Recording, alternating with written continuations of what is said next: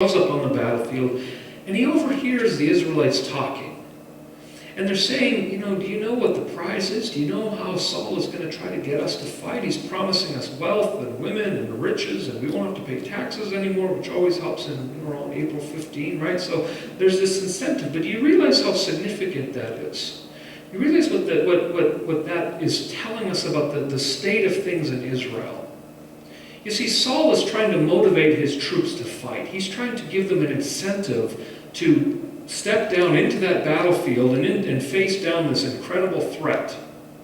But Saul's incentive is wealth, it's money, it's women, it's worldly things. And so the Israelites say, you know what? That's not enough of an incentive for us. We're not really motivated by that. We're not going to act on that incentive.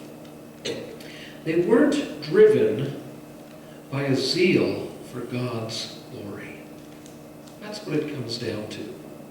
Saul was not driven by a zeal and a passion for the glory of God's name.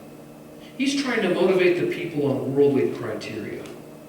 He has no passion for the reputation and the honor of his God.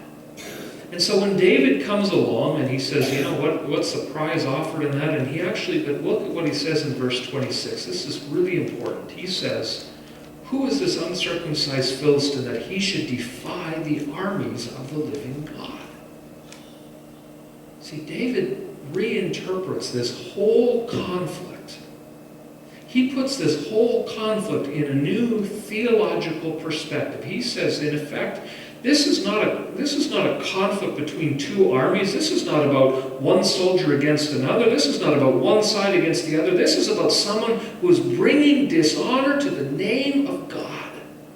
And so David says, who cares about all the wealth and the women and the riches? That doesn't matter. David is driven to battle by a zeal for the glory of God.